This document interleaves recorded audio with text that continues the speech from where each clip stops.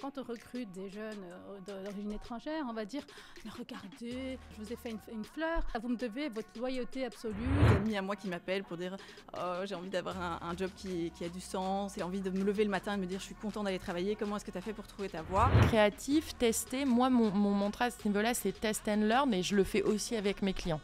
Tu testes, t'apprends.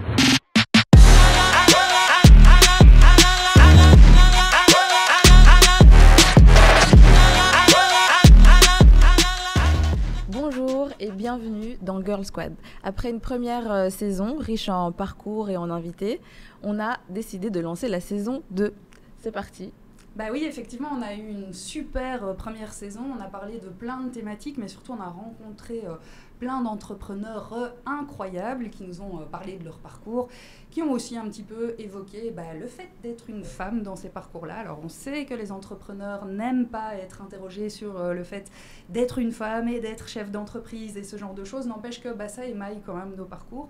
Et donc on ne veut jamais faire l'impasse sur ce genre non plus d'obstacles. Et surtout l'objectif c'est de pouvoir vous donner des outils pour pouvoir les surmonter et de l'inspiration pour pouvoir y arriver. Alors si vous n'avez pas encore vu cette saison 1, c'est évidemment sur notre chaîne YouTube. Abonnez-vous, likez, activez la cloche, enfin tout ça. Surtout que la première saison a déjà suscité pas mal de réactions. Ouais, tout à fait. Sur LinkedIn. On a pu voir qu'elle a du sens, cette émission. Il faut continuer à parler de ces sujets-là. Et donc aujourd'hui, on va recevoir nos 3 invités pour aborder un nouveau sujet. Donc on a Marion, Floriane et Issane. Bienvenue mesdames. Merci beaucoup. Alors on a décidé aujourd'hui de parler d'impact sociétal, environnemental. Alors on sait que les entreprises veulent prendre part au changement du monde et c'est tant mieux, on va plutôt s'en réjouir. On sait aussi que les femmes sont sensibles à ces thématiques. Elles sont même plus représentées sur ces thématiques-là que dans d'autres startups, dans d'autres milieux professionnels. Et on va se poser la question du pourquoi et du comment avec vous. Mais alors comme d'habitude, on va d'abord commencer par évoquer un petit peu vos parcours et à discuter un petit peu avec vous de ce qui vous a amené à ce que vous faites aujourd'hui. On va peut-être commencer avec Marion, puisqu'on est D'accord. On va faire dans l'ordre du plateau, assez simplement. Alors, Marion, explique-nous un petit peu qu'est-ce que tu fais, toi, aujourd'hui, et comment est-ce que tu en es arrivée là?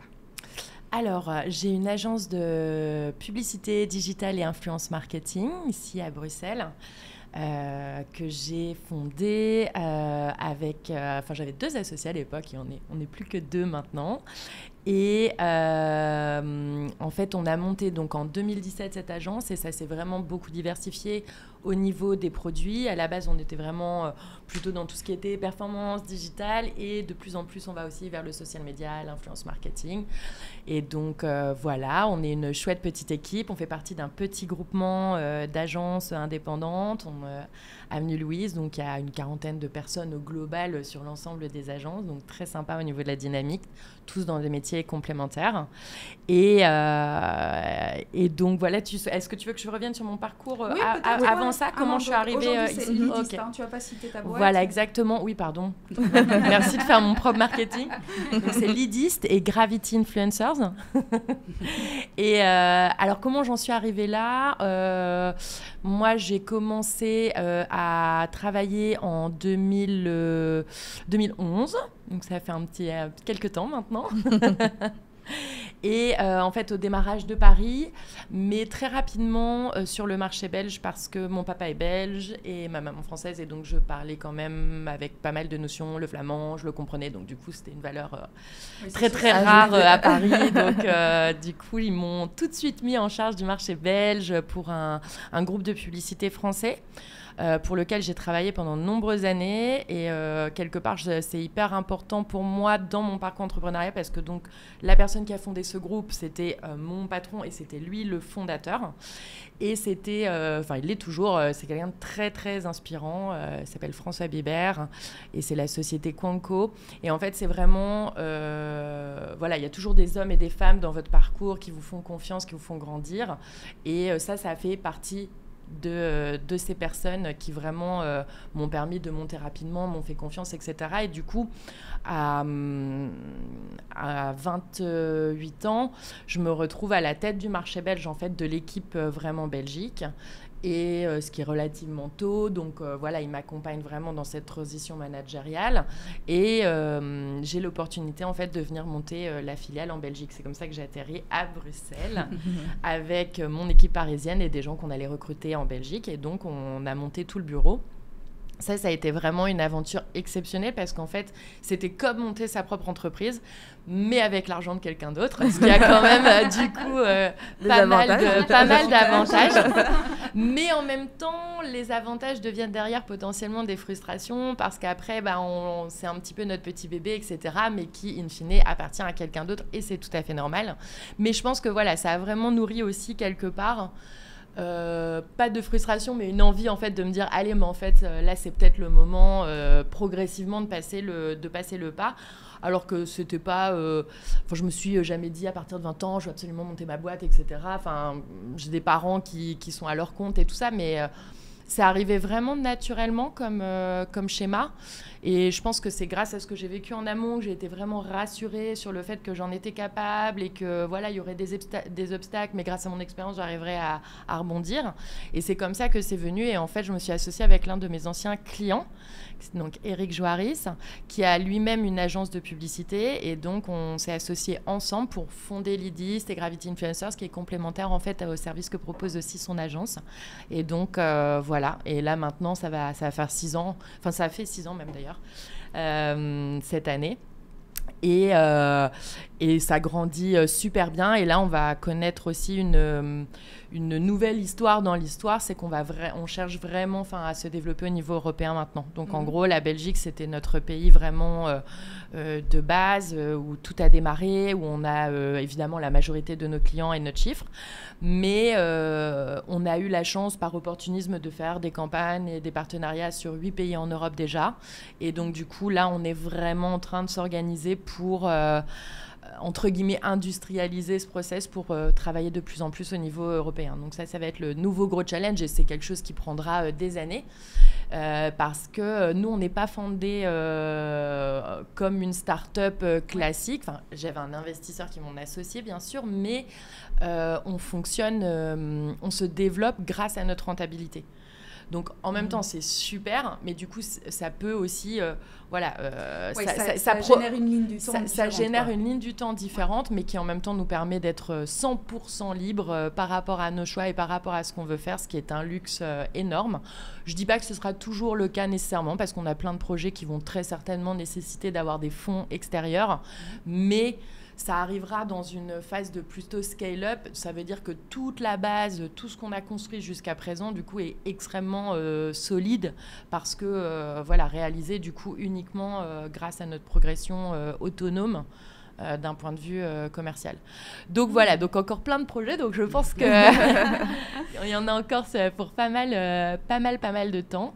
Et voilà, je pense que c'est à peu près tout pour le moment, mais en fonction des questions, il y a sûrement d'autres choses qui vont revenir. On y reviendra certainement. Mais tu l'as dit, donc c'était pas pour toi un objectif quand tu es sortie des études de lancer ta boîte, mais le fait d'avoir des appuis, peut-être des rôles modèles aussi qui ont pu te soutenir, te rassurer sur ta légitimité, ça a vraiment été un déclencheur pour Ouais, toi ? en fait, ce qui se passe, c'est que contrairement à certains de mes amis de promo qui savaient qui même limite avaient déjà pris une spécialisation entrepreneuriale, moi, je me sentais pas du tout... les épaules et légitime à 22-23 ans de lancer ma boîte. La lancer dans quoi ? Déjà, j'avais même pas d'idée de ce que j'allais précisément faire comme métier. Enfin, je veux dire, moi, j'ai eu un cursus d'école de commerce, donc assez généraliste. On peut faire un petit peu tout. Donc, c'est arrivé vraiment plus tard. Et j'ai commencé dans l'automobile chez Renault, donc pour vous dire, mais au marketing, du coup, monde pour le véhicule électrique, etc. Et puis après, du coup, agence de publicité, puis spécialisation dans le digital, parce qu'en 2011, franchement, le digital, ça a démarré. Je sais que ça va paraître incroyable à certains jeunes qui vont nous écouter ça, mais en fait, nous, on est vraiment la première génération de gens qui se sont formés même dans leur métier au niveau digital. À l'école, on en a quasiment pas fait. Et in fine, j'en ai fait mon métier et mon entreprise. Donc, comme quoi, tout est possible. Mais... et du coup, en fait, je pense que je fais partie des profils, et je ne sais pas si c'est votre cas justement au niveau de vos parcours, mais qui a eu besoin à peu près d'une dizaine d'années de spécialisation, d'avoir pris confiance aussi sur tout un tas de choses. Le management, par exemple, c'est pas... je veux dire, il y a être bon dans sa matière et l'idée des équipes, c'est pas pareil. C'est pas le même métier. Et c'est pas le même métier, et on peut être très bon dans sa matière et pas forcément bon manager. Donc, en fait, ça m'a permis aussi de faire plein d'erreurs auparavant, et parce que franchement, c'est pas les premières années où on est manager qu'on est meilleur manager. Peut-être que pour certains c'est le cas, mais je pense que c'est pas une majorité. Et du coup, ça m'a permis en fait même au niveau gestion d'entreprise, au niveau de tout un tas de choses, de réussir à développer une expertise avant que ce soit ma propre boîte et d'y arriver armée. Même si on continue à apprendre et à faire des erreurs et à faire des bons choix aussi. Mais moi, j'avais besoin en fait de cette expérience et de me sentir aussi légitime. Et puis après, c'est le hasard de la vie. Si j'avais pas rencontré Eric qui me proposait de monter ça à ce moment-là, peut-être que ça aurait peut-être même pris encore 10 ans supplémentaires. Peut-être que ça serait même jamais venu. Tout dépend. Je me suis pas lancée toute seule. Ça fait aussi vachement de différence. Parfois, les gens se lancent vraiment seuls, etc. Mais du coup, moi, je partage mon entreprise aussi avec quelqu'un. Mais moi, ça me va très, très bien. Et c'est un homme, et il a 20 ans de plus, donc on n'est pas du tout dans les mêmes niveaux, dans les mêmes moments de notre vie, ce qui est d'ailleurs un atout, je pense, parce que parfois on se dit son associé, ça peut être son meilleur pote de promo, etc. C'est pas toujours la meilleure idée du siècle. Et du coup, voilà, mais c'est un parcours qui montre aussi qu'on peut entreprendre de manière différente, qu'on peut prendre son temps, qu'on peut aussi avoir des associés qui sont tout à fait à un autre moment de notre vie, qu'on peut aussi le faire sans fonds extérieurs, mais en trouvant d'autres modèles de financement. Donc, c'est là un petit peu où se trouve un petit peu le côté atypique, en gros, de ce que nous avons monté. Et qui fait notre richesse aussi à ce niveau-là, quoi. Oui, c'est ça, il n'y a pas de recette vraiment, en fait. Non. Le parcours de chacun est différent, et c'est effectivement une question de trouver la bonne personne, le bon moment, le bon projet. Et puis surtout de pas hésiter à se remettre en question. Quand on a monté l'agence, par exemple, toute la partie influence, on l'avait même pas... on l'avait évoqué parce que ça démarrait, mais... Oui, c'est ça, c'était pas du tout central. Voilà, on l'a marché. sorti vraiment un an et demi après. Et puis, et honnêtement, aujourd'hui, c'est une part très significative de notre chiffre. Donc, et on l'a fait petit à petit parce qu'en fait, il fallait nous-mêmes qu'on apprenne. C'était des nouveaux métiers. Il n'y avait pas de recettes. Personne nous a dit il faut faire comme ci, comme ça se vend comme ça se présente comme ça. On a dû tout formaliser. Donc, ouais, voilà, il faut être créatif, tester. Moi, mon mantra à ce niveau-là, c'est test and learn, et je le fais aussi avec mes clients. Tu testes, t'apprends, t'as le droit d'abandonner. Nous, il y a des projets, d'ailleurs, on en parlait juste avant de démarrer. Il y en a certains qu'on a testés il y a 3 ans, qu'on a abandonné. Potentiellement, on y revient maintenant parce que peut-être que le marché n'était pas prêt, en fait, tout bonnement. Et nous non plus, on n'était pas prêts. Et donc, je pense que c'est important voilà, il n'y a rien ancré dans le marbre. Ce qui a fonctionné pendant 5 ans peut très bien ne plus du tout fonctionner du jour au lendemain. C'est pas de bol, et c'est souvent ce qui peut mettre une entreprise en péril, mais c'est la réalité des choses. Et donc, du coup, test, learn, voilà, ne pas trop se reposer sur ses acquis, continuer à développer les services et préparer son équipe aussi à ça, parce que du coup, c'est un mindset général à avoir. Ouais. Et donc, voilà, il faut que les gens aient envie aussi de continuer à apprendre, de faire des nouvelles choses, etc. Sinon, il y a une certaine routine qui s'installe dans leur profession, et c'est rarement positif. Soit eux commencent à s'ennuyer, soit du coup, la personne, elle est moins enclin à changer un petit peu ses méthodes, etc. Donc, il faut que ce soit un mindset un peu général, quoi.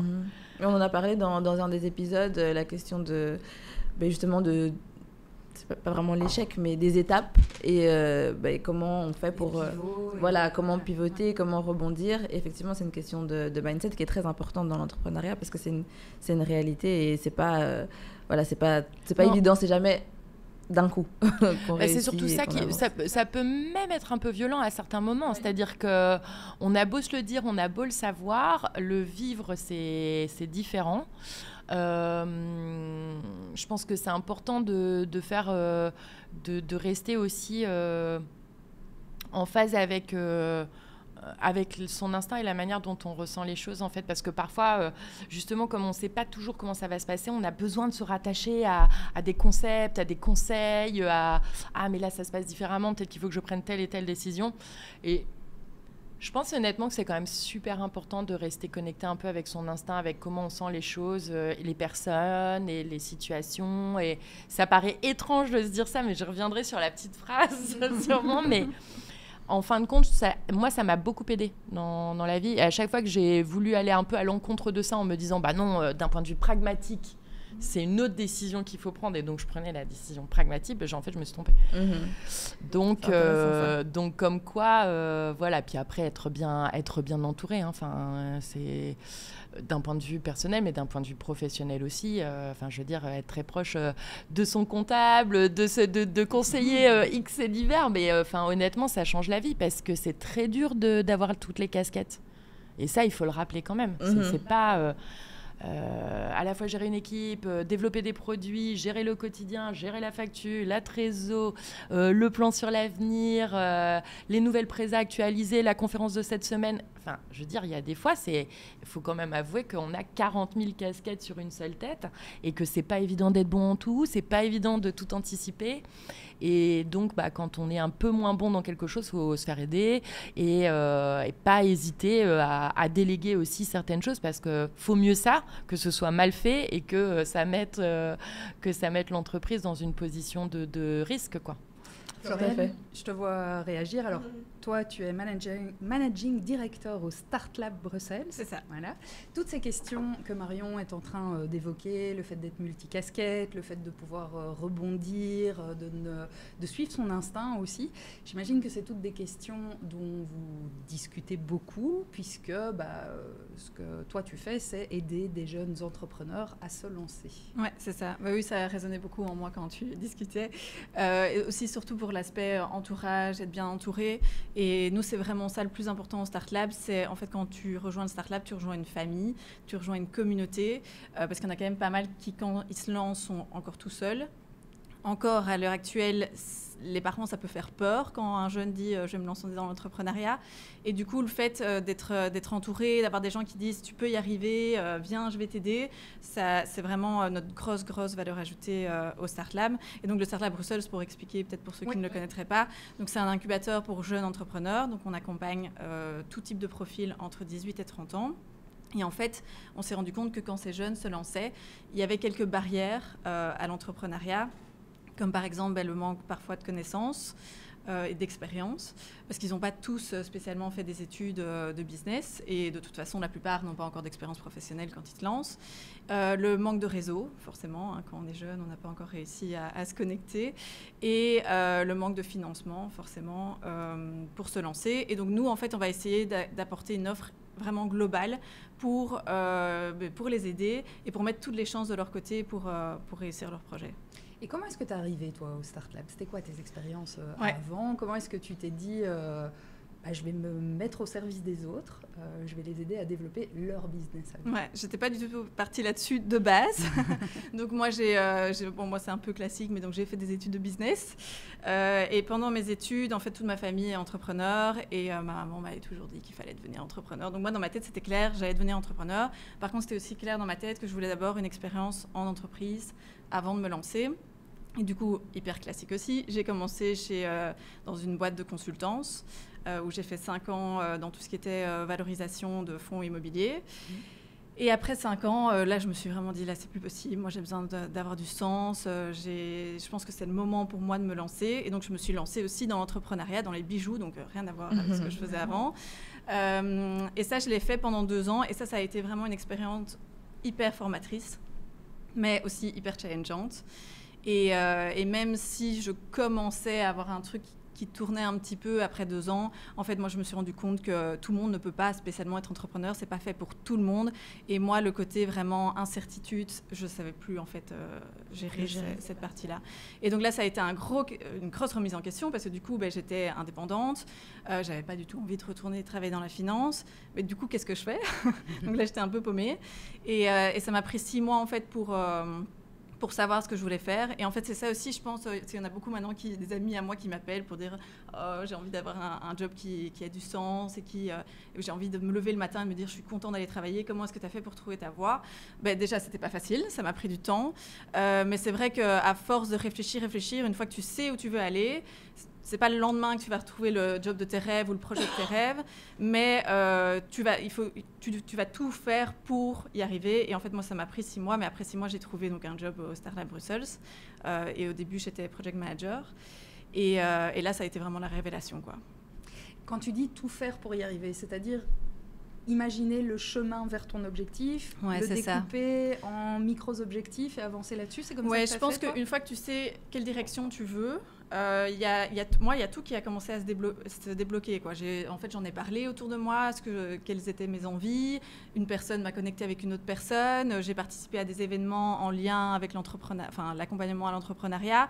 Et en fait, petit à petit, ça s'est vraiment fait presque tout seul, entre guillemets. Mais en fait, je pense qu'inconsciemment, j'étais drivée par cette vision je veux aider les entrepreneurs. Parce qu'en fait, moi, j'étais pas faite pour l'entrepreneuriat, mais j'adore l'entrepreneuriat. Et donc, qu'est-ce qu'on peut faire sans être entrepreneur en tant qu'employé dans l'entrepreneuriat? L'accompagnement à l'entrepreneuriat. Et donc, c'est vraiment comme ça que ça paraît logique. Après coup.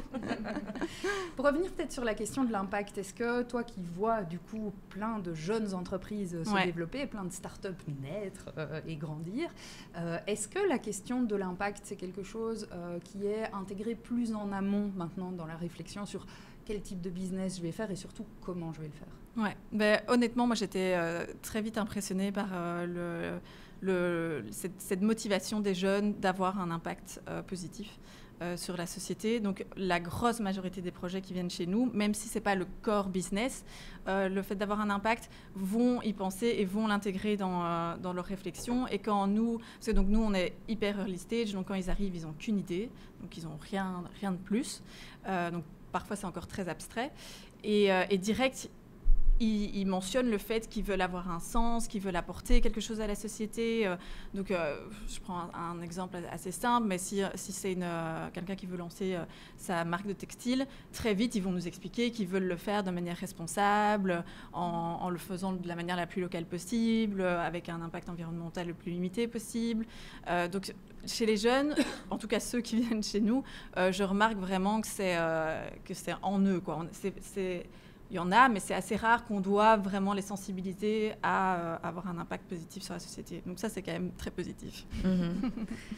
Issane, on va peut-être voir avec toi, puisque l'impact, c'est important dans ce que font les boîtes et comment elles le font, mais aussi dans comment elles travaillent dans leur organisation. Toi, aujourd'hui, tu es formatrice, consultante, et tu travailles essentiellement sur les questions de management. Tu as développé un modèle spécifique pour que les entreprises puissent réfléchir à comment est-ce qu'elles travaillent en interne et comment est-ce qu'elles travaillent vers une société au sens d'entreprise qui soit meilleure et qui soit surtout plus inclusive. Oui, tout à fait. Donc, moi je pars du postulat qu'on ne peut pas vouloir avoir une responsabilité sociétale sur laquelle on va faire du bon marketing et se donner une bonne image si on ne traite pas bien d'abord ses employés en interne. Et en fait, c'est une fois qu'on a une bonne en quelque sorte façon de faire du leadership, c'est-à-dire du leadership plutôt inclusif, basé sur l'écoute des personnes, on aura un impact directement sur la société parce qu'en fait, toutes les personnes dans notre entreprise vont penser à cette responsabilité sociétale. Et ce n'est pas uniquement une cellule dans le département, qu'un département qui va penser à ça, qui va faire un petit dernier check sur une stratégie en disant « oui, rajoutez ça et ça et ça, et puis c'est bon, on sera, comme dit ici, ça approve ». Non, ce n'est pas ça. Donc c'est pour ça que moi, j'avais d'abord travaillé, j'ai eu 15 ans d'expérience dans le secteur à la fois privé, à la fois public et à la fois social, puisque j'ai cette particularité d'avoir toujours été au croisement de ces différents mondes et j'arrive pas à choisir un monde et j'ai arrêté d'essayer de choisir parce que je me dis c'est important d'être dans ces différents mondes qui communiquent peu ou mal, le langage est assez différent et donc dans mes différents parcours, ce que j'ai pu voir en fait certaines choses, certains même patterns qui se reproduisent, certains schémas qui se reproduisent, que ça soit dans le milieu privé, le public et également le social. Et donc là-dessus, c'est vraiment lors d'une journée pas du tout productive, et c'est pour ça que j'attaque un peu maintenant la façon qu'on a aussi de voir la productivité en entreprise, même si j'ai fait partie de ces personnes-là qui ont beaucoup poussé à la productivité. Et c'est de se dire, en fait, la productivité, quelquefois, tue la créativité. Et moi, ce modèle, je l'ai eu justement, il m'est venu de manière complètement créative dans une journée qui n'était pas du tout productive, qui est le modèle Open, qui en fait reprend le O pour openness, donc l'ouverture, le P pour patience, donc la patience, qui manque beaucoup, le E pour l'empathie et le N pour naturel, comment est-ce que je peux être moi-même et permettre aux autres d'être soi-même. Alors ce sont 4 principes dans lesquels se déclinent différents principes, par exemple, dans l'aspect patient, je vais beaucoup parler de comment est-ce qu'on prend une décision. Comment est-ce qu'on prend une décision en s'assurant que tous les points de vue autour de la table ont été entendus. Est-ce que c'est la même façon qu'on a de prendre une décision quand on est dans un conseil d'administration, ou bien dans une équipe opérationnelle, ou au sein d'une gestion de projet avec des équipes avec des équipes qui touchent différents départements. Et donc, ce que je remarque, c'est que dans tous les cas, c'est important de pouvoir prendre ce temps d'écouter les autres, y compris les personnes qui ne s'expriment pas.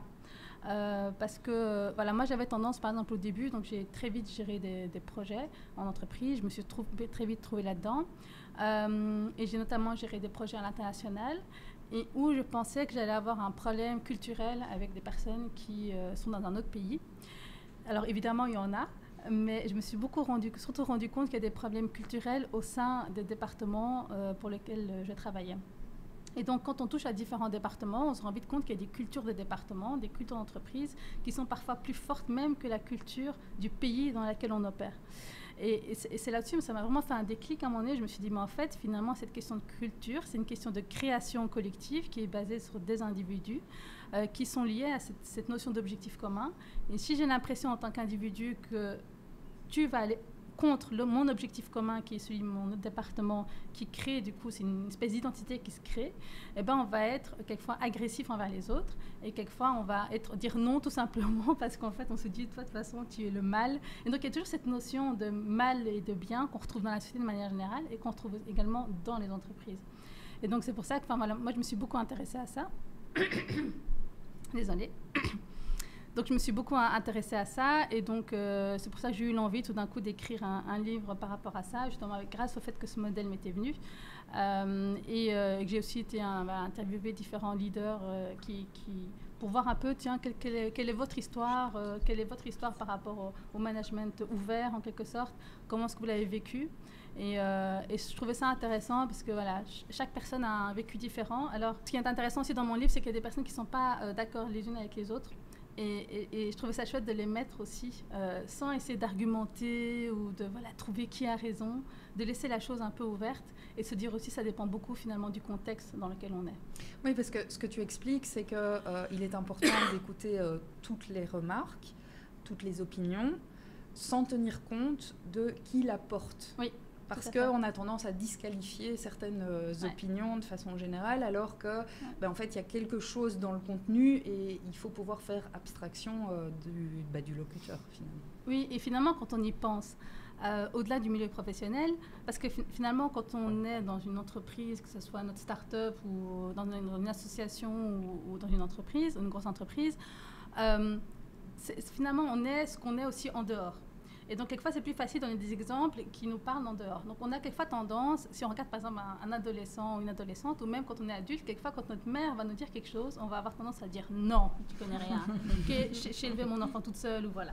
Et donc, alors qu'en fait, ce conseil va être super intéressant, et c'est après qu'on va se dire, ouais, finalement, elle a peut-être raison. Hein.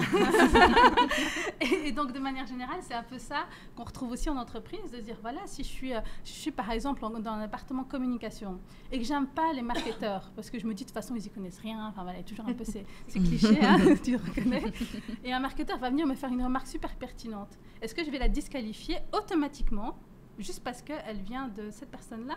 Ou bien est-ce que je vais quand même l'entendre tout en remettant aussi les choses dans leur contexte. Et donc, c'est ça que je trouve qui est vraiment important. Et c'est là-dessus que je trouve ça intéressant de travailler vraiment sur cette ouverture d'esprit qui passe par un travail continu sur nos biais inconscients. Et pour ça, la première étape, c'est d'avoir conscience qu'on a tous et Des tous biais. des biais inconscients. On a tous. Et dire, les personnes qui me disent, et ça c'est ce que j'écris dans mon livre, si tu penses que tu es ouvert, alors c'est le pire. Enfin, je préfère quelqu'un qui me dit, oui, je suis peut-être un peu ouvert, ou voilà, je devrais un peu travailler dessus. Là, moi, il y a une connaissance de soi, mais quelqu'un qui pense qu'il est fondamentalement ouvert, je pense qu'il y a un vrai problème, parce que si on vit suffisamment à l'ouverture, on n'est jamais suffisamment ouvert. Ouais, c'est la question de la neutralité. On a toujours l'impression d'être neutre, alors Ouais. qu'en fait, on porte évidemment un point de vue, une Tout à fait. histoire, que ce soit une histoire sociale, culturelle, économique, voilà. C'est ça. Donc, il y a vraiment cette idée. C'est ça, et ça revient vraiment à la question de la norme. C'est quoi la norme? Moi, je me suis beaucoup posé la question, tout simplement en coiffant les cheveux de ma fille, et elle me dit, je veux que tu me fasses un chignon. Et je lui dis, un chignon comment? Et elle me dit, normal. Mais elle a 4 ans. Et donc je me dis, c'est quoi normal? Et donc je lui demande de me décrire, alors elle m'explique comment elle le veut. Et donc pour elle, la norme, c'est finalement la même chose que nous. Donc je suis en train de lui coiffer ses cheveux, je suis en train de réfléchir en même temps à ce concept. Et je me dis, finalement, c'est ce qu'on voit le plus qui devient la norme. Et donc si on voit ce qu'on voit le plus, ce sont par exemple le même type de personnes, les personnes qui ont plus ou moins la même apparence, qui se retrouvent toujours dans les instances de direction, on va considérer que ces personnes-là sont aptes à prendre des décisions et les autres pas. Et donc on va inconsciemment les favoriser et défavoriser les autres. Ouais, ça c'est toute la question finalement des rôles modèles et de la représentativité. C'est pas tout à fait la même chose, puisque on sait que les rôles modèles amènent à de la représentativité, mais enfin le chemin est quand même pas si simple entre les deux. Toi, tu parles de patience, ça fait partie des 4 éléments dans le schéma Open. Tout ça, ça met du temps quand même, non? En fait, c'est un investissement. Et donc, si on le voit comme un investissement, ce sera beaucoup plus efficace si on prend le temps d'inclure toutes les personnes que si on avance sans les inclure et qu'on vient en arrière à un moment donné. Donc ça m'est déjà arrivé, pour prendre un exemple concret, dans un projet où, moi j'avais 25 ans, j'étais là en mode, là il faut aller vite, je suis quelqu'un d'impatient de nature, donc moi j'ai dû travailler ma patience, et je dis tout ce que je pense, et je considère que tout le monde dit tout ce qu'il pense. Et donc je gère le projet, je fais une réunion, j'invite tout le monde, alors quelques personnes s'expriment, quelques personnes ne s'expriment pas. Et donc je ne fais absolument pas attention aux personnes qui ne s'expriment pas. Et vraiment, innocemment, je pose la question, j'y crois vraiment, est-ce que ça va à tout le monde? Et donc, il y a des gens qui disent oui et des gens qui ne disent rien. Qui ne dit mot consent. Qui ne dit mot consent. Si tu avais quelque chose à dire, il fallait le dire. Et une semaine après, status meeting, je reviens et puis il y a des personnes qui n'ont rien fait et qui me regardent. Non, en fait, oui, j'ai pas vraiment fait ça parce qu'en fait, je suis pas convaincue. Et moi, je m'énerve. Je me dis, mais c'est pas possible. Si t'es pas convaincue, on a perdu une semaine, il fallait le dire la semaine passée si t'es pas convaincue. Oui, mais j'ai pas eu l'impression que je pouvais m'exprimer. Et moi, je tombe des nues, je dis, attends, j'ai fait l'effort de demander est-ce que tout le monde est d'accord. J'ai fait l'effort de demander est-ce que tout le monde est d'accord à 10h moins 2, alors que la réunion terminait à 10h et que j'avais déjà replié mes affaires et que j'étais déjà à moitié debout. Donc, je veux dire, j'étais pas du tout propice à la discussion à ce moment-là. Et donc, il y a des personnes qui sont plus sensibles à ça et qui ne vont pas se battre comme moi, ce que j'ai tendance à faire, pour exprimer leur opinion. Et donc, j'ai dû vraiment travailler ça et m'assurer que les personnes qui sont autour de la table sont vraiment d'accord. Parce que ce qui se passe, c'est que les personnes vont soit pas faire leur travail, soit mal le faire, si on ne prend pas le temps de bien démarrer. Et ça, j'ai vraiment eu l'expérience aussi quand j'ai travaillé à l'étranger et que je devais travailler avec des gens de nationalités complètement différentes, dans une fusion. Enfin, voilà, c'était... en termes d'identité, c'était multicolore, là. Enfin, ça y avait des identités dans tous les sens, entre l'appartenance à une entreprise qui ne voulait pas fusionner avec l'autre, l'appartenance à une nationalité. Il y avait des Français, des Hongrois, des Belges, des Britanniques. Enfin, et dans les Belges, il y avait les Flamands, les Bruxellois, les Wallons. Enfin, c'était... Multicouche. Ah ouais, c'était vraiment des alliances, dans des sous-alliances, des ennemis dans ces alliances. Enfin, c'était impressionnant. Et là-dessus, par exemple, le premier mois, j'avais 6 mois pour gérer ce projet. Le premier mois, il a été complètement perdu. Parce que je démarrais. Et il y a un collègue qui m'avait fait la remarque quelques années plus tard, quand j'étais passée chef du département. Et que du coup, j'avais 27 ans, nouvellement promue.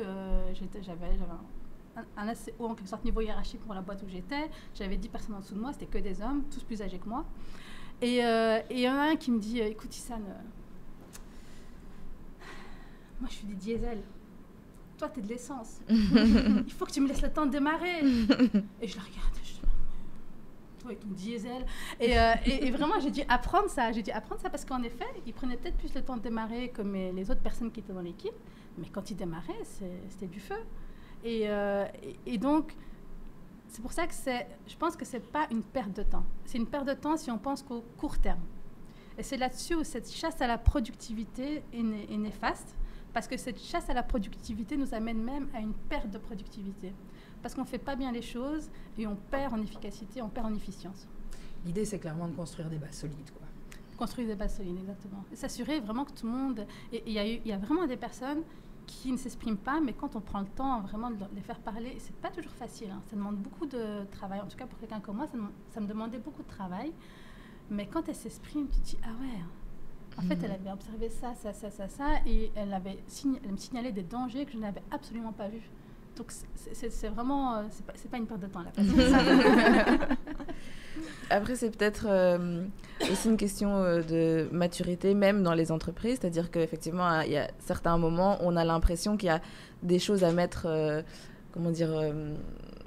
à faire fonctionner à certains moments plutôt qu'à d'autres. C'est-à-dire une entreprise qui commence, oui, je peux m'imaginer, pour être moi-même entrepreneur, que ce sont des questions que presque j'ai pas le temps de me poser, pour grossir les traits. Et donc, est-ce qu'il n'y a pas cette question-là aussi de se dire, est-ce que c'est quelque chose qu'on peut implémenter à un certain moment, qu'on a l'impression, en tout cas, que les choses fonctionnent plus ou moins, et qui serait plus de l'amélioration que se dire on serait capable de mettre un système pareil en place dès le début? Je pense qu'il faut le mettre dès le début, mais je suis convaincue aussi qu'il y a différents profils de leadership, et qu'il y a un profil de leadership qui est plutôt fonceur, qui est plus, qui convient plus au côté start-up que quand on a une entreprise qui est déjà mature, ça c'est clair. Et donc, dans le côté fonceur, oui, quelquefois, vaut mieux, c'est comme si on se met des œillères, on prend une décision, on fonce, parce que si on commence à regarder, on n'avance pas suffisamment vite. C'est ça. Et il n'y a pas forcément une direction à prendre. Quelquefois, c'est juste la direction que tu prends. Par contre, c'est important aussi de déjà se poser les bonnes questions. Je vais donner un exemple. Dans mon parcours, à un moment donné, j'ai toujours été une passionnée de thé. Et j'ai voulu lancer avec une boîte du de miel. thé. Avec du miel. Tout à fait. Je lancé du miel. Parce que justement, j'essaie de dire, on va boire du thé sans sucre. Et donc, je vous conseille du miel si vous avez besoin de ça. Et donc, du coup, voilà, quand j'étais partie en Malaisie, j'étais revenue avec une valise avec que du thé. J'avais été visiter des plantations de thé. Et je me suis dit, un jour, je vais créer quelque chose autour de ça. Et donc, j'avais écrit mon business model au moment où j'étais en congé de maternité de ma première fille. À chaque fois qu'elle faisait des pauses, j'étais là, j'écrivais mon truc. Je me dis, un jour, je vais le faire. Et puis, quand j'étais enceinte de ma deuxième fille, là, j'avais des gros problèmes de grossesse, j'ai dû arrêter de travailler. Et donc, à la place de m'arrêter de travailler, j'ai lancé mon business en me disant, dans mon canapé, en me disant, écoute, il faut que tu le fasses maintenant, parce qu'une fois que tu auras ton deuxième enfant, tu n'arriveras plus à rien gérer. Déjà, c'est faux. C'est faux. Mais voilà, je m'étais mis cette pression. Et donc, j'avais foncé pour lancer ma marque de thé. Et je faisais, comme ce que tu disais, le côté testing. Okay, je me suis dit, je vais pas chercher des fonds, etc. Je vais investir un peu de sous. J'ai fait mes échanges. Alors, j'ai adoré l'aspect création de la marque. Quel est le nom de la marque, création du logo, la composition du thé. Enfin, je me suis amusée à faire des compositions de thé, trouver les fournisseurs. J'ai adoré, ça m'a pris un temps fou. Mais je me suis éclatée en faisant ça. Et puis, j'ai commencé à vendre le thé et puis à faire aussi des ateliers autour du thé. À un moment donné, on m'a posé la question au tout début, mais qu'est-ce que tu veux faire avec ça finalement? Tu veux gérer quoi? Une industrie autour du thé et tout? Mais laisse-moi tranquille, laisse-moi gérer ça et puis après je verrai si ça marche. Okay. Faut se dire que je donne aussi des conseils aux entrepreneurs. Hein. Donc on me dit le cordonnier le plus mal chaussé. C'est sûr. Je ne me suis pas arrêtée pour répondre à cette question de qu'est-ce que je voulais vraiment faire concrètement. Et puis, après plus ou moins 2 ans, donc ça marchait. Là, qu'est-ce qu'il aurait fallu faire? Il aurait fallu investir. J'avais trouvé en plus ces ateliers, je voulais travailler avec des personnes en situation de handicap pour créer les sachets. Enfin, j'avais déjà été chercher tout ça. Donc il fallait des fonds, industrialiser le processus. Et là, je me suis dit, j'ai tellement pas envie de faire ça. J'ai tellement pas envie de gérer une boîte de thé au niveau production. Tout ce qui m'intéressait, c'était animer des ateliers autour de ça, autour du thé. C'est tout ce que je kiffais faire. Et puis la partie création. Et là, je me suis dit, si jamais tu t'étais posé la bonne question au début, si jamais tu avais eu un peu de patience pour te poser la question, tu aurais évité ça. Alors, ok, j'ai pas perdu d'argent parce que j'ai investi un peu et puis je regagnais, mais je me suis pas payée. Donc, en fait, j'ai en quelque sorte perdu au niveau de mon temps, tout ça. Je me suis amusée. Mais je suis convaincue que si je m'étais posé la bonne question, j'aurais pas été, par exemple, je ne me serais pas tapé mon délire de créer la marque de thé. J'aurais été prendre une marque de thé qui marche bien. Je ne me serais pas cassé la tête avec l'aspect production, packaging, tout ça. J'aurais pas investi de l'argent pour rien pour ça. J'aurais pris une marque de thé qui marche bien. J'aurais animé tout simplement mes ateliers autour du thé et c'est tout. Tu vois. Et donc le fait d'avoir voulu foncer en disant il faut que tu le fasses, c'était pas forcément ce qui était plus malin. Il y a ça, mais excuse-moi, du coup je t'ai coupé. Mais en même temps, je trouve que c'est pas toujours évident parce que tu vois, tu arrives à cette conclusion, mais après avoir fait ce process, est-ce que tu aurais pu arriver à cette même conclusion plus sage, etc. Mais en même temps, ce que tu as fait a été aussi constructif, tu as aussi apporté d'autres choses et tout ça. C'est ça qui est difficile, je trouve. On est toujours plus intelligent après, mais entre-temps, tu dis, ouais, est-ce que je me suis posé la bonne question ou est-ce que c'est tout simplement en vivant le truc que tu t'es dit, finalement, c'est pas pour moi. Je sais pas. Moi, je sais que parfois, je suis partagée, en tout cas, par rapport à ça. Sur certains des projets qu'on peut avoir où je me dis, ok, mais est-ce que j'ai envie de ça ? Est-ce que moi, vraiment, là, pour le coup, à titre perso, créateur et gérant d'entreprise, par rapport à mon métier, par rapport à l'équilibre avec l'équipe, par rapport à l'équilibre avec ma vie privée, aussi, parce qu'il y a un an, je suis devenue maman et franchement, pour moi, ça a été quand même un immense changement au niveau professionnel, que du bon, mais quand même, ça change la donne. Ça change, mais une fois que tu es partie, deuxième, troisième... Voilà, c'est ça. Désolée, du coup, j'ai dérivé, mais voilà, pas évident non plus d'avoir toujours les bonnes questions, mais aussi les bonnes réponses avant. Il n'y a pas de boule de cristal, mais après, nous, quand tu racontais ton parcours entrepreneurial dans l'été, nous, c'est vraiment le style de profil aussi qu'on a au Start Lab. Ils arrivent avec leur idée, juste une idée. Par contre, ils ont déjà leur logo, leur site web. Évidemment, parce que c'est la partie chouette. C'est la partie chouette et il faut s'amuser, c'est très bien. Mais nous, en fait, on est là, et comme tu disais aussi, beaucoup ont des œillères et ils foncent. Nous, on est là pour dire, ok, on se calme 2 secondes. On va peut-être juste s'asseoir et vérifier qu'il y a vraiment un marché pour l'idée que tu as envie de développer et pourquoi est-ce qu'on le fait ? Pour éviter qu'ils investissent de l'argent et du temps dans quelque chose où au final après on se rend compte qu'il y a un no-go et donc c'est là aussi où moi je suis convaincue de la valeur ajoutée du Start Lab, c'est de les recentrer vraiment parfois parce que oui, ils ont cette flamme en eux et ils ont envie de foncer et c'est très bien aussi d'être fonceur, il faut être fonceur quand tu es entrepreneur, mais c'est bien aussi d'avoir une personne qui va dire attends, là on va juste s'asseoir 2 secondes. En fait, tu les aides à placer le curseur et c'est souvent ça qu'on a en effet du mal quand on est créatif. Quand on est créatif et qu'on a un tempérament entrepreneurial. Et par exemple, par rapport au logo et par rapport au site, je pense que c'est parce qu'en fait, le fait de lancer ça, ok, c'est la partie chouette et tout, mais il n'y a pas que ça qui est chouette, mais par contre, ça rend les choses réelles. Concrètes. Et je pense que c'est ça, en fait. C'est l'impulsion. D'avoir une première étape où tu te dis, ah, ça y est, cool. Tu vois le truc, alors qu'il n'y a rien derrière, il n'y a pas un produit, il n'y a pas un euro ni d'investi ni de rentrée, mais par contre, il y a le site. C'est ça. Et le logo. C'est tellement facile de faire un site, enfin, je veux dire, moi je suis absolument pas technicienne, mais et en je m'amuse, je fais mes sites, tout ça, alors que je me dis, je vais essayer de le professionnaliser maintenant, mais je veux dire, et je trouve ça intéressant de le faire moi-même au début parce que je me dis c'est en le faisant, et là je reviens à ce que tu dis, quelquefois c'est en le faisant, même si je sais que j'ai pas une grosse valeur ajoutée en le faisant moi-même parce que je suis pas qualifiée pour le faire, mais c'est en le faisant que je peux vraiment tester et me dire c'est ça que je veux, et ensuite je peux le donner à un web master, à un web designer en disant voilà c'est ça que je veux, tu me fais ton petit POC et puis par contre là maintenant tu me le fais en pot. Mais tout ce que vous dites résonne beaucoup en moi parce que pour faire le lien un petit peu avec tout ce que vous avez dit, moi quand j'ai commencé j'ai été c'était pas des incubateurs, mais j'étais à des...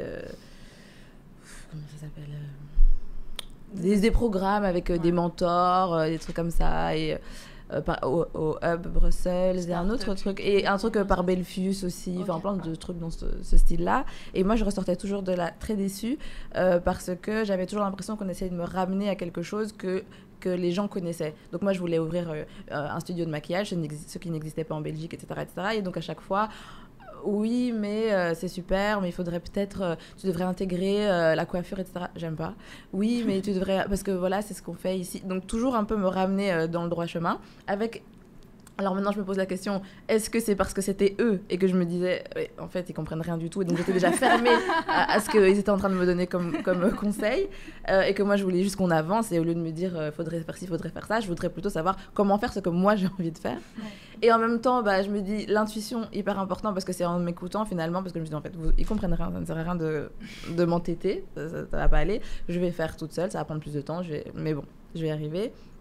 Et peut-être eux aussi, effectivement, étant dans une position où c'est des choses qu'ils ne connaissent pas et qui les intéressent peut-être pas non plus, j'avais pas l'impression qu'ils écoutaient vraiment ce que j'étais en train de dire, et que donc finalement c'était un peu des conseils, je vais dire plus ou moins bateaux, sous le couvert de soyons prudents, attention, etc. Mais finalement, moi je me suis pas du tout sentie aidée, et je trouvais pas que c'était logique. Mais il y a peut-être un jeu effectivement entre ma position, ce que j'attendais, et puis eux, ce qu'ils ont l'habitude de faire. Il y a ça, et puis je ne sais pas si vous allez partager ce point de vue, mais je pense quand même que les entrepreneurs de base aussi, même si tu as besoin de conseils, tu as vraiment besoin qu'on te drive, tu as vachement besoin d'équilibrer, de savoir mettre le cursus et tout, mais par contre, je pense qu'à la base, il y a quand même un point commun entre toutes ces personnes-là, c'est qu'il y a quand même un gros tempérament. Enfin, je pense que de base, pour se lancer, et il y a ça, il y a aussi moi j'en suis convaincue pour ma part, mais je ne sais pas si c'est tous les entrepreneurs pareil, aussi un tout petit peu d'inconscience, c'est-à-dire que justement en fait celui qui se lancera jamais, c'est celui qui justement va se dire c'est quoi tous les risques que les trucs, et si je me plante, et si machin, parce qu'en fait si tu fais ça, tu ne te lances jamais.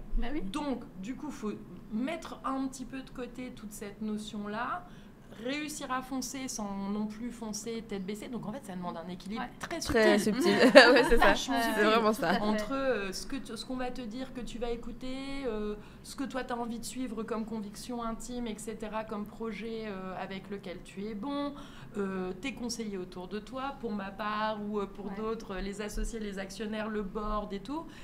Et c'est parfois pas évident, et je pense que c'est ça qui fait qu'il y a des projets aussi à succès et des projets qui sont pas à succès.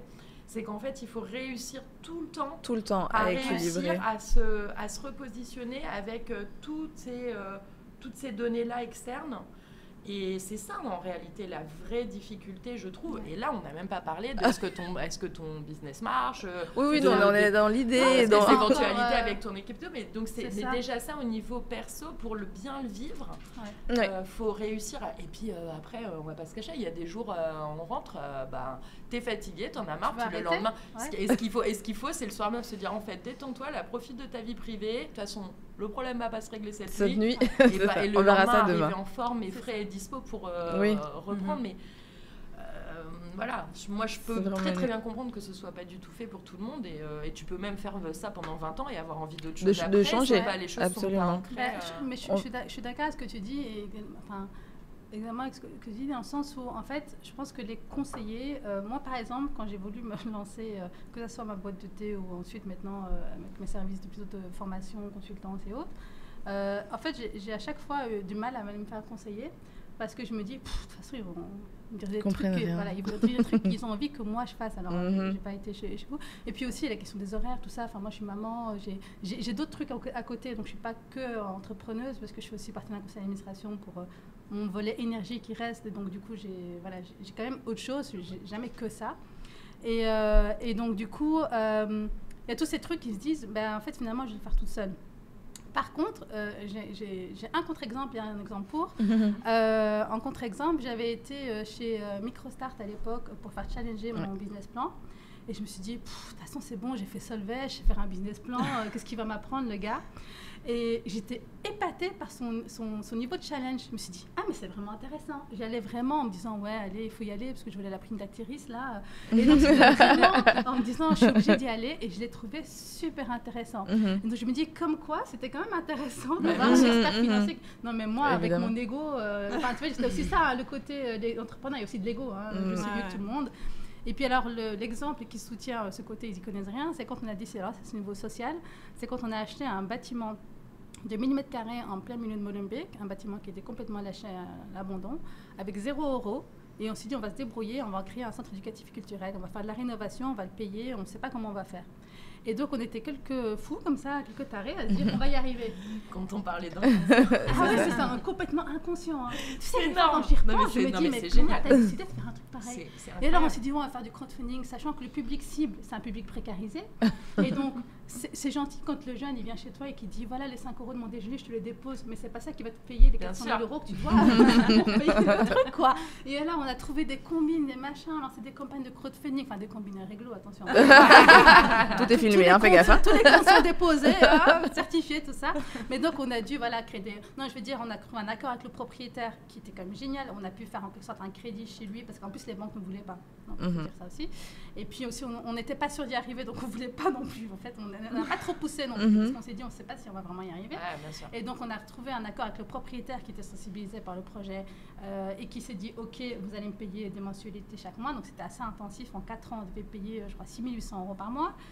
Donc ça, sachant que ce n'est pas couvert par les subsides ou quoi que ce soit, on a fait des séances de crowdfunding, on a dû négocier pour se faire des réductions des attestations fiscales pour pouvoir avoir la déduction fiscale, sachant que évidemment le premier essai on était refusé, il a fallu intervenir via, donc la question du réseau, comme tu disais, il était ultra important. Moi, déjà, tous mes collègues avec qui je travaillais, à ce moment-là je travaillais encore en entreprise, ils avaient tous fait un don. C'était genre, j'allais chez tout le monde. Alors, ça dit de contribuer à une... Franchement, tu vas être fier de toi. Tes enfants, ils vont te remercier après. Je te propose l'opportunité de contribuer à la création d'un centre historique en plein Molenbeek.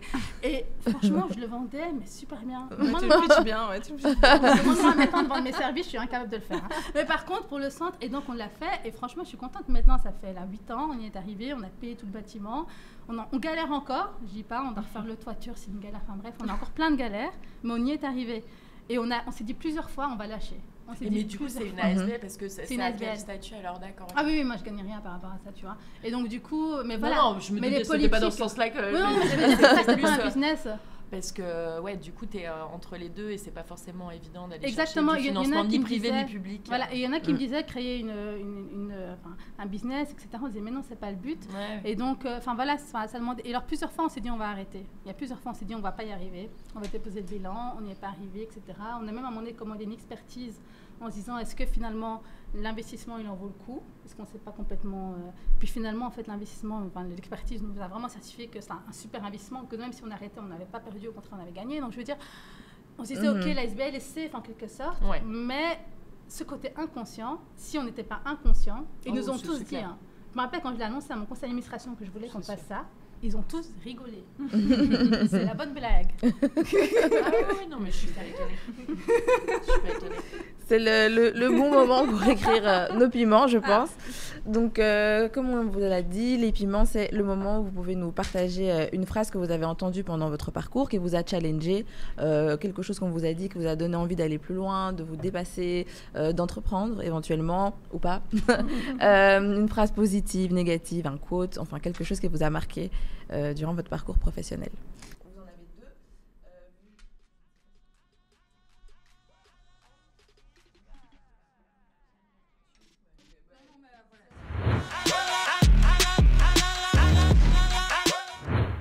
Oui. C'est toi? Ah oui, c'est moi, tu vois. We are not doing it for charity, but for business. Ilham Kadri. Okay. We are not doing it for charity, but for business. Voilà. C'est une phrase d'Ilham Kadri. C'est une phrase d'Ilham Kadri, en fait, que j'ai interviewée pour mon livre, qui est Ilham Kadri, donc qui est considérée clairement comme une rôle modèle inspirante de manière générale. Et pas uniquement parce que c'est une femme africaine, d'origine marocaine, comme ça a beaucoup été dit dans les médias quand elle a été nommée CEO de Solvay, alors qu'elle avait déjà été CEO donc PDG de boîtes américaines avec des gros chiffres d'affaires. Et donc c'est même frustrant, je pense, de voir réduite qu'à ça, alors qu'en fait, voilà. Et donc je l'ai interviewée pour mon livre et en parlant de l'aspect diversité, elle a dit, voilà, en fait on ne le fait pas pour de la charité, c'est pour du business. Et moi, je trouve ça génial, parce que alors, il y a des personnes qui disent « mais non, il faut le faire », etc. Oui, évidemment. C'est une question d'humanité. C'est une question de basic humanity right. Donc, évidemment, c'est ça. Par contre, moi, j'aime bien l'idée de dire à des chefs d'entreprise, si vous le faites, c'est parce que vous allez gagner de l'argent. C'est pas parce que vous allez sauver des petits jeunes.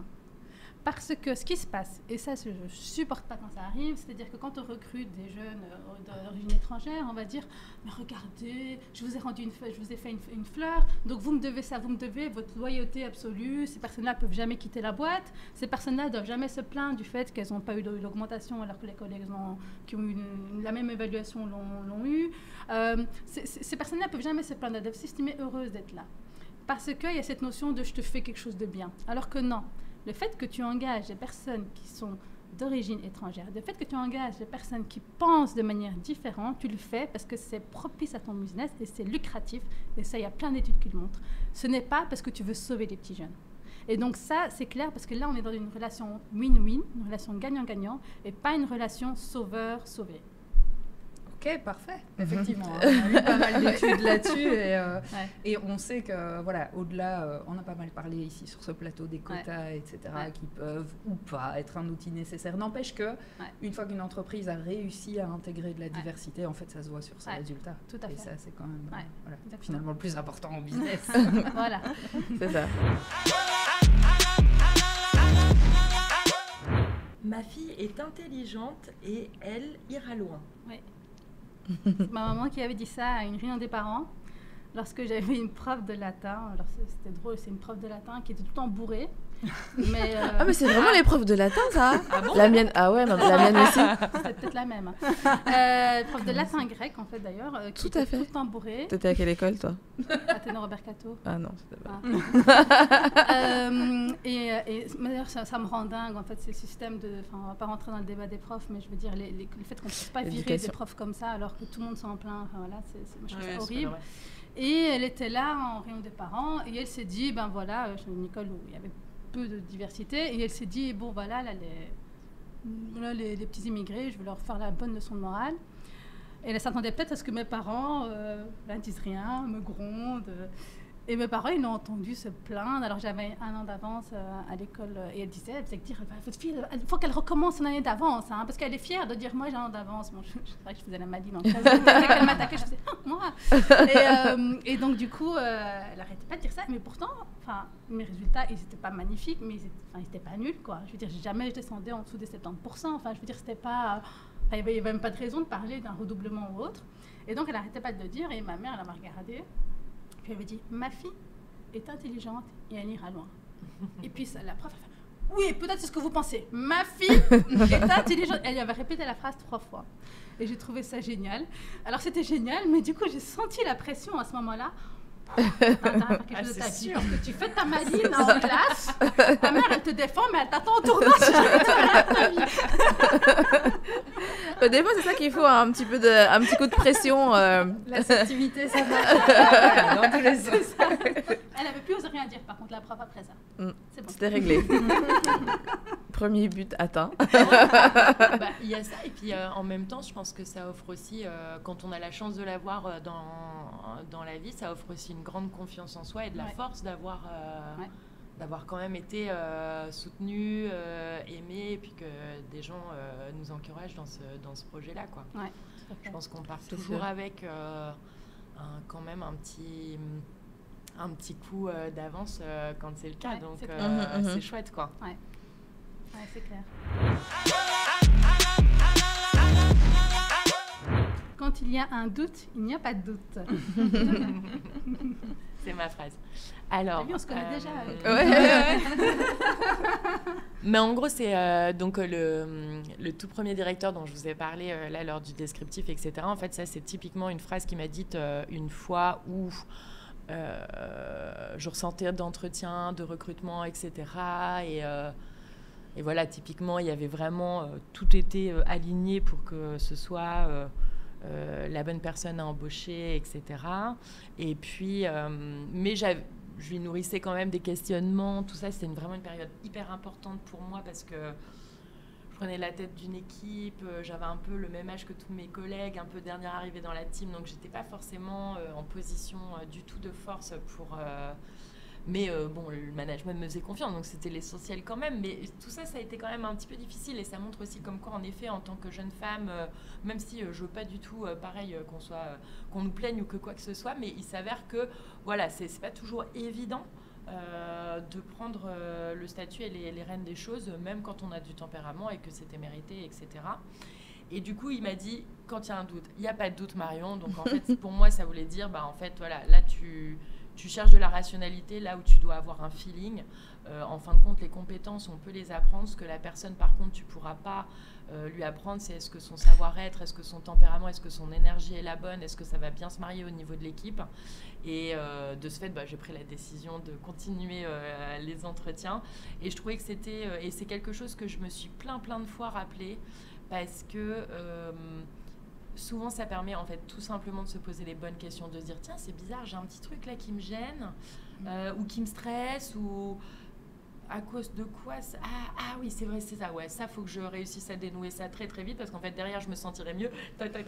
Et donc, en fait, c'est en gros ne pas laisser, comme je dis toujours un peu, le bol là, c'est trop s'accumuler, traiter les choses un peu step by step, et bonne nouvelle ou mauvaise nouvelle au fur et à mesure, parce que...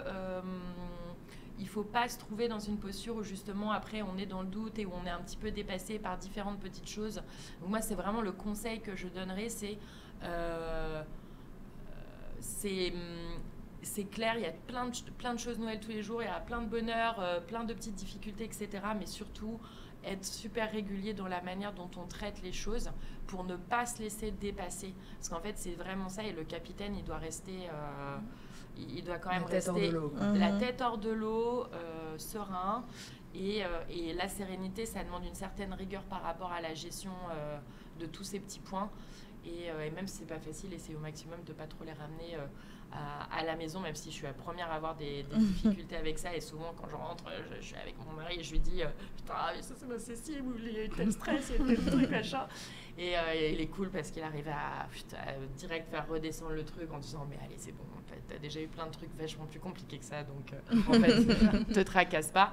Et ça arrive vachement bien, et du coup, ça permet, comme je disais, le lendemain d'arriver de nouveau bien chargé, bien en position pour pouvoir être combatif et continuer à fond à avancer, quoi. Donc, et continuer à être positif, parce que tout le monde a besoin quand même de positivité, et je pense qu'il n'y a rien de pire que quelqu'un qui n'est pas dans le bon move ou qui se plaint tout le temps, etc. Et moi, ça peut m'arriver de croiser des gens comme ça, et je sais que c'est quelque chose que j'ai tendance à fuir, parce que je trouve que c'est néfaste, quoi. Donc l'énergie qu'on transmet et qu'on retraduit, est super importante quand même. Il faut choisir ses batailles. Ouais. Moi, on me l'a dit dans un cadre plus privé, mais je pense que c'est hyper applicable aussi aux entrepreneurs. Donc moi, c'est quand j'ai eu mon fils. En fait, j'ai recommencé à travailler, et en fait, je voulais être bonne sur tous les fronts. Je voulais qu'il mange des panades bio que j'avais faites moi-même.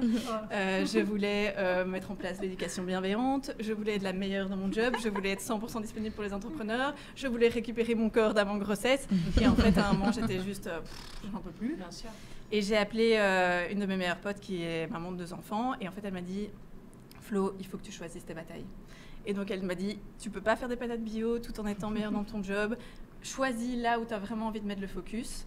Et c'est là où c'est comme ça que tu vas devenir meilleur aussi, parce qu'en fait, ça va te permettre de trouver un équilibre dans ta vie. Et moi, j'étais vraiment au bord du burn-out. Et donc, en fait, parfois, c'est aussi bien de lâcher prise un peu. Ouais. Et moi, je suis une grande contrôle fric. Et donc, c'était vraiment très difficile pour moi de me dire, OK, je vais lui donner un petit pot du supermarché tout fait, parce que j'en peux plus, j'ai envie de me poser. Et qu'on n'a pas le temps, quoi. Ouais, c'est ça, et qu'on n'a pas le temps. Et du coup, ouais, c'est vraiment un conseil qui m'a vraiment permis de sortir la tête de l'eau. Et bon, voilà, ça c'était dans le cadre plus de la maternité, mais je pense que c'est tout à fait applicable à des entrepreneurs. Mais c'est ton équilibre vie privée professionnelle. Moi, j'ai complètement eu ça. Hein. C'est-à-dire qu'à un moment donné, tu te dis, en fait, t'es nulle partout. En fait, quand tu veux être parfaite partout, t'as l'impression d'être nulle partout. Mais c'est ça. Et se suffire aussi du bien. Ouais. C'est ça. Et en fait, on dit toujours l'ennemi, enfin je sais plus quel est le mieux et l'ennemi du bien. Le mieux et l'ennemi du bien. C'est vrai. Mais en fait, c'est vraiment ça, se dire, ok, j'avais 10 trucs, en fait les 10 trucs sont bien. Alors c'est sûr, ils seront pas sur la gamme parfaite, mais en fait, il fallait mieux faire 10 bien que 6 parfaits et 4 pas faits. Et te dire aussi du ratio 80-20, quoi. S'il y a 80% au final le truc est bien fait, il est bien drivé, etc. Et qu'il y a 20% où en fait, typiquement, moi aussi, je suis obligée de donner des petits pots de temps en temps que j'ai pas fait moi-même et tout, même si j'aime bien le faire moi-même, mais il y a un moment, on peut pas non plus trop, parce qu'en fait, comme je disais, si le capitaine, pour le coup, flanche, et c'est le risque des surmenages, des burn-out et tout, et c'est pas tabou, mais en même temps... il faut toujours faire attention, etc., pour que ça n'arrive pas. Mais en fait, c'est ça aussi, c'est s'assurer pour son bien-être à soi, qu'en fait, si tu dois prendre du temps, tu prends un petit peu de temps. Si tu dois mettre un truc de côté, tu mets de côté. Parce qu'en fait, l'essentiel, c'est de tenir le marathon. C'est ça. Et c'est le long terme qui compte. Pression, surtout avec la maternité, on se met énormément de pression. À un moment donné, moi, je me suis dit, c'est quoi le must-have, ce que je dois faire, et le nice-to-have. Et donc ça, en fait, j'ai appliqué vraiment, à un moment donné, des méthodes de gestion de projet, de professionnel à mon temps privé. J'ai vraiment dû me poser en me disant qu'est-ce que je fais. Et très vite, moi, à un moment donné, quand je suis retournée travailler après, ma fille avait 4 mois et demi. J'avais pris 5 mois de pause congé maternité. Oui, il faudrait changer le terme. Je sais pas, mais franchement, congé maternité. Et le congé où tu reviens le plus fatigué au monde. Et sachant que j'avais eu un accouchement très compliqué, donc vraiment j'ai commencé à profiter de mon enfant et sortir. J'étais capable de sortir qu'après 2-3 mois en fait, donc c'était vraiment très court pour moi. Et j'ai eu cette pression quand je revenais de travailler. J'étais dans une équipe qui franchement n'était pas du tout sur le coup bienveillante, avec que des hommes plus de 50 ans, où ils me disaient... Quand j'arrivais à 9h30, alors que moi je courais, je suais, ma fille ne dormait pas, c'était une horreur. Quelquefois elle dormait à 6h du matin, donc je dormais 1 heure par nuit. Et tu arrives quand même au travail et tout, et tu arrives à 9h30 et on te dit t'as pris ta matinée. Et puis toi t'es là, eux ils sont en pause café, toi t'enchaînes le travail, et puis tu fais pas de pause midi, et puis tu pars à 5h pour arriver à 5h30 parce que la crèche ferme à 6h et tu te sens pas bien d'arriver à la fin, et tu cours, et puis quand tu pars à 5h, t'as pris ton après-midi. Et là il y a un moment donné où j'ai pété un câble, je dis vous savez quoi les gars, j'ai vous arrivez peut-être à 8h parce que vous avez rien à faire, vos enfants ils sont grands et c'est vos femmes qui vous s'occupent de tout. Mais moi, quand vous êtes là, vous passez combien de temps en machine à café, vous prenez combien de temps de pause déjeuner? Est-ce que mon travail il est fait ou il n'est pas fait? Vous avez quelque chose à dire sur mon travail? Non. Alors je demande stop quoi. Et après j'ai imposé, j'ai dit ok, en fait là j'ai très mal vécu mon tour de congé maternité. Donc maintenant, l'été je prends 2 mois de congé parental, vous tapez une cacahuète, si on appelle ça des congés franchement. Et puis j'avais imposé aussi 2 mois à mi-temps. Et donc en fait j'avais pris 3 mois de congé parental, j'ai dit là j'en ai besoin en fait, j'ai pété un câble et c'est là que j'ai créé mon business plan d'ailleurs. Et que tu continues du coup à faire maintenant ou c'était pour toi? Ça c'était ma première fille. Voilà, et donc pour ton second enfant. Mon deuxième enfant là j'ai pris plus mon temps. D'accord. Parce que déjà là je me suis dit que de toute façon... t'avais pris en expérience, tu oui, savais c'est que ça ça. pouvait pas aller comme ça. C'est ça, et même la grossesse, c'est-à-dire qu'au début, ma première grossesse, là je combinais en plus mon travail et mes engagements associatifs et j'étais même partie avec des jeunes à Londres et pendant 5 jours je marchais de 8h du matin à 22h30, j'avais un beat comme ça, j'étais enceinte de 5 mois et demi et j'étais en mode non c'est parce que je suis enceinte que je vais être plus faible, c'est le truc débile quoi, et que après ma deuxième grossesse j'étais là je suis fatiguée. Ça va, il y a un être qui se crée en moi, j'ai le droit d'être fatiguée, exactement. Tu vois, t'as ce côté donc tu apprends, et puis le troisième alors là ça... Là c'est bon quoi. T'as tous les corps, tu poses toutes tes valises. Mais en tout cas c'est vrai que moi je sais que la boîte avait 5 ans là pour mon premier enfant, donc en fait pour le coup j'ai vraiment premier enfant plutôt tardivement, mais c'était cool par contre qu'on soit installé quoi déjà comme ça, parce que du coup j'ai pu quand même vraiment profiter de ce temps. Après je l'ai emmené au bureau très rapidement dès le premier mois, je venais juste une matinée, mais mon équipe m'aidait, etc. Et je me suis dit qu'en fait, il n'y avait pas de règles, quoi. Moi, c'était le seul moment où je pouvais vraiment, comme ça, faire 1 ou 2 calls, avoir du qualitatif pour les filles. Et je sais qu'elles pouvaient prendre le relais et que ça ferait marrer tout le monde et qu'en même temps, c'était super chouette et on pouvait le faire. Mais je me suis dit... que ça doit être challenging quand il y a des business sur lesquels tu ne peux pas prendre le 3, parce que 3 mois, en même temps c'est rien, c'est rien du tout, et en même temps c'est énorme. Tu as accouché quoi, et puis tu es forcé de prendre 1 semaine avant la date, alors que tu peux accoucher beaucoup plus tard en fait. Ou alors il faut être tout seul et mettre vraiment tout en stand-by et se dire voilà je suis payé par la mutuelle, etc. Et donc, voilà. Mais si tu as une équipe, que le truc est déjà lancé, là c'est en gros soit le timing il est galère, soit il est un petit peu mieux parce que du coup j'en ai vu d'autres franchement, des directrices aussi à haut niveau qui à un moment donné, ou même des directeurs qui ont dit ok moi pendant 2 mois, surtout par exemple ceux qui rentrent dans les processus d'adoption, qui ont dû imposer. Moi, pendant 5 mois, je ne suis pas là. Et les chefs pètent un câble, mais honnêtement, tout le monde est remplaçable. Et si tu n'es pas remplaçable, c'est que tu as été un très mauvais manager. Ça veut dire que ça me paraît une super belle conclusion pour cet épisode, parce qu'effectivement, c'est quelque chose dont on a déjà pas mal parlé ici, conciliation vie privée et vie professionnelle. On sait que c'est un énorme challenge. Bon, voilà, on ne pourra pas aller plus loin aujourd'hui sur cette discussion-là, mais je pense que ça reviendra encore dans les plateaux prochains. C'est sûr. Alors, tout le temps qu'il y aura des bébés, ça exactement. Alors, je vais vous proposer, on a l'habitude de finir l'émission en trinquant à une femme qui nous inspire. Je ne sais pas si vous avez encore un peu d'eau. Il en reste un tout petit peu, c'est parti. Toi, t'en as encore un peu? Ouais, ça va. Ouais. Je donne la dernière goutte. Merci. Voilà, je ne sais pas si vous avez une idée de personne à qui vous avez envie de trinquer. Il y en a tellement. Moi j'ai une idée. Déjà d'abord à ma maman parce que je m'en voudrais sinon si je le faisais pas. À nos mamans, alors. À nos mamans, Parce que sinon toutes les mamans. un problème à nous là. Oui, c'est vrai. À toutes nos mamans. Toutes les mamans.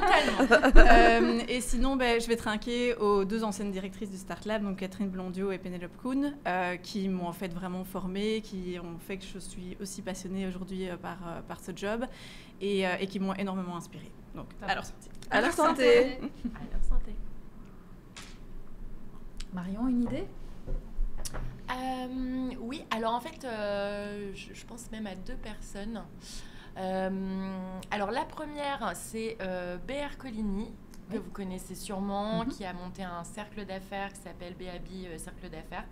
Et en fait, il s'avère que c'est quelqu'un qui m'a toujours énormément inspirée, qui a fait du mentoring aussi, qui m'a même aidé à monter un projet qui est un produit d'influence pour femmes de plus de 40, plus de 50, donc des influenceuses. Ça s'appelle Grey Gold. Et c'est vraiment typiquement le genre de personne avec qui on peut réfléchir sérieusement à des projets comme ça, mais complètement sortis. Et on rêverait d'avoir Béa en plateau. Alors Béa, elle est très occupée, elle fait Béa. plein de choses. Donc voilà, on verra peut-être dans super. des émissions suivantes. Et donc en fait, je fais le grand écart parce que Béa, beaucoup d'expérience, beaucoup de projets déjà établis, montés, et qui m'a aussi permis de rencontrer Maïté Meuse, que vous connaissez peut-être aussi, qui a monté le mouvement Balance ton bar. Balance ton bar. Et qui va venir aussi. Voilà, que j'ai eu l'occasion de rencontrer vraiment bien il n'y a pas si longtemps que ça, et que je trouve ultra inspirante. Vraiment, l'activiste féministe, pleine d'envie, pleine d'énergie, en même temps très calme, très sereine. Vraiment, je la trouve épatante. On va sûrement travailler également ensemble sur d'autres projets pour l'aider justement à gérer toute cette notoriété et tout ce qui gravite autour de tout ça, quand on veut pouvoir se concentrer justement sur son activisme et son activité. Et franchement, 2 personnalités que j'aime beaucoup. Et pour toi, Issam? Alors, moi, pour être dans le cadre de la sororité, j'ai envie de trinquer à Isabelle Verstraeten, qui est l'autrice de Care Principle, qui est une personne que j'ai rencontrée lors d'un dîner organisé par un ami, Alexander Paille, qui m'a été présenté par un autre ami qui est Thibaut Georgin. Et donc, ce sont des personnes qui se sont dit, tiens, à un moment, je réfléchis un peu à ce que je voulais faire dans ma vie. Tiens, je vais te mettre en contact avec telle, qui va me mettre en contact avec telle. L'importance du réseau, je reviens dessus, c'est ultra important. Et lors d'un dîner, je lui ai exprimé mon idée de publier un ouvrage. Et c'était très macro, ça allait dans tous les sens. Et tout de suite, elle m'a dit, c'est génial, je suis sûre que tu as une voix à apporter, tu as quelque chose à apporter. Et qui m'a mis en contact directement avec sa maison d'édition, qui est l'Anno Campus, et qui du coup m'a facilité le fait que j'ai trouvé une maison d'édition avant même d'avoir écrit. C'est clair, parce que c'est souvent le point et compliqué. Ça m'a énormément touchée parce que je la connaissais à peine. Et pour être honnête, il y a d'autres gens que je connaissais depuis longtemps, qui avaient déjà écrit des livres, qui ne voulaient pas me présenter. Non, mais parce que c'est un vrai on va trinquer à eux aussi. Et là, c'est vraiment... Comme quoi. Non, mais même quand... Enfin, moi, j'étais novice dans le truc, donc même, je lui ai même demandé des détails sur son contrat. Tiens, t'as combien de pourcentage? T'as combien de livres gratuits? Enfin, vraiment, je voulais comparer mon contrat avec le sien pour vérifier. Et elle m'a tout balancé. Elle m'a donné énormément de conseils. Enfin, c'est pas... Et vraiment, le mail qu'elle a introduit comment elle m'a introduit à Nice, donc le responsable de la maison d'édition, c'était... Mais je me suis dit, mais elle me vend tellement bien. Et donc, cette sororité m'a énormément touchée. Donc, que du meilleur. Voilà. Ah, génial. Ah, Isabelle. Trop bien. Et bien voilà, C'est fini pour cet épisode. c'est la fin de Il y l'épisode. avait encore plein de choses à dire. Ouais, mais c'est bon. toujours dur de s'arrêter, mais on est obligé d'avoir un format qui tienne quand même. N'hésitez pas à nous dire ce que vous en pensez en commentaire, à partager évidemment, à nous dire aussi qui vous voudriez voir dans l'émission, les autres thèmes à aborder, et puis en fait tout ce qui vous passe par la tête en commentaire. Merci beaucoup et puis à la semaine prochaine. À la semaine prochaine. Merci. Merci à vous. Merci mesdames. Merci beaucoup.